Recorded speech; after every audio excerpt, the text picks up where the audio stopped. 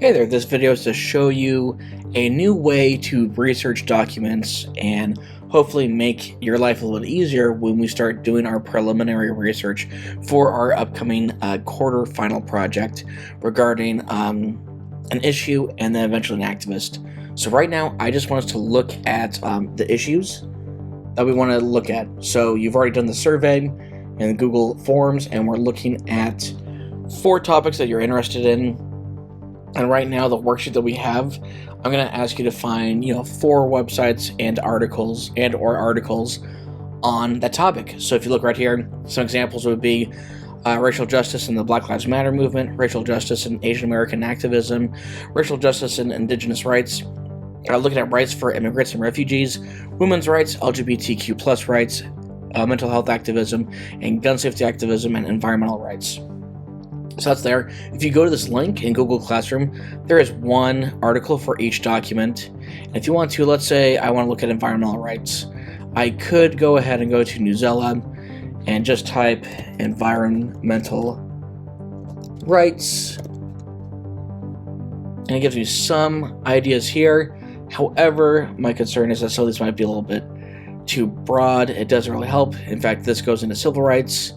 We look at 2020 environmental policy, which is a little bit outdated, etc., etc. There's a lot of resources. In fact, there's almost 8,000 articles on this topic, which you can keep on sifting through here, but there is more than one option. Another thing you can do is go into Google, type environmental rights, type it in, and see how it just gives me general ideas. I could possibly go to the news button and find some things here, but I've never heard of WDET. I've never heard of China Dialogue. Earth Justice, I have not heard of. Let's see. The most recent thing that I've seen would be Nature Magazine, which might be concerning, and also it's not really talking about environmental rights in the title. It's actually talking about politics in Brazil. So I don't know if that would be the most effective as well. So when you're doing your research, the other thing you can look at is OSLIS.org, and that stands for the Oregon School Library Information System. And all you have to do is type OSLIS.org, and it will get you to this database. So one step, when you get there, it gives you 4 options, and you're going to go to the top right, because since we are in middle school and you are a student, you're going to do secondary student. Click on there.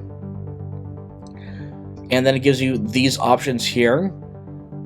And I would say that we're going to just go ahead and jump into the research place, which is right here. We could also cite our works cited later, but I want to look at this for another day. We're going to click right here on Gale Power Search. Click on that, and it will have you log in eventually, but for here, there's all these things that we can look at. It's really awesome. We even have ebooks available to us for free as well. We have all these databases. We have newspapers from the Oregonian that we can look at. That's free. By the way, the Oregonian, you have to pay a month, so that's free for you right there if you want it. But right now, I just want us to look at the broad coverage for MS, which means middle school. You click on the Gale in Context button right there. It's going to open you up on another page, and it will ask you to find out where you are.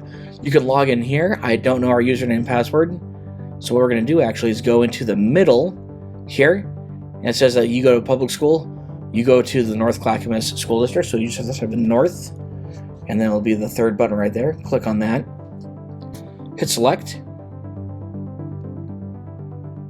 and once it takes some time to log in, we are logged in. This is our database. And there's a video that I'll link below, and it will tell you the difference between Google and a library database. It's not up to date, but it's been reviewed more frequently. So Google lets anyone that writes any opinion on the board. A library database has been peer reviewed, and that's what we're looking at. So let's say that same thing. I want to look at environmental rights. And if I actually spelled it correct, let's go to environmental and human rights. It gives me a topic there. And you see I have 12 news articles that I can click on. And I'll give you some ideas here. And you can look through that. gives you all these access, and it's all available to you. Let's say I want to type in a new topic. Maybe I want to do humans and the environment, or let's just do environmentalism. The things in bold are bigger topics that they have for you. Click on environmentalism, and look here, I have all these magazines, I have all this news, I have primary sources, there's videos to help you with, and you can just look through there and go from there. So let's say I want to look at the news. Gives you some idea, and I can go filter by publication date, which would be, newer is usually better.